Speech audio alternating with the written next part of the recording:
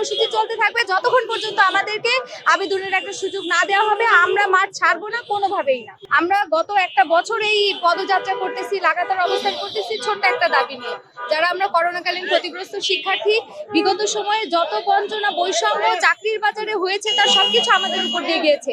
এই শিক্ষার্থীরা যাদের বয়সীমা 1990 থেকে শুরু হয়েছে, এই সকল শিক্ষার্থীরা আমরা বাংলাদেশের সকল প্রকার চাকরিতে আবেদনের সুযোগ চেয়ে আমরা প্রেস ক্লাবের সামনে লাগাতার প্রায় 90 দিন অবস্থান করেছি। তারপরেও আমাদের দাবিটা সুরাহা হয়নি।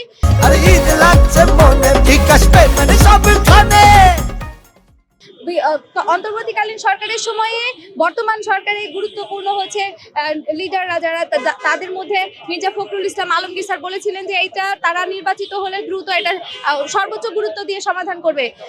ফখরুল স্যার মার্চের 3 তারিখে এই বিষয়ে জনপ্রশাসন প্রতিমন্ত্রী বারী স্যারকে ফোন দিয়ে তার নিজের ইস্যু বলে দ্রুত সমাধান দেওয়ার কথা বলেও এটা সমাধান তারা দেননি।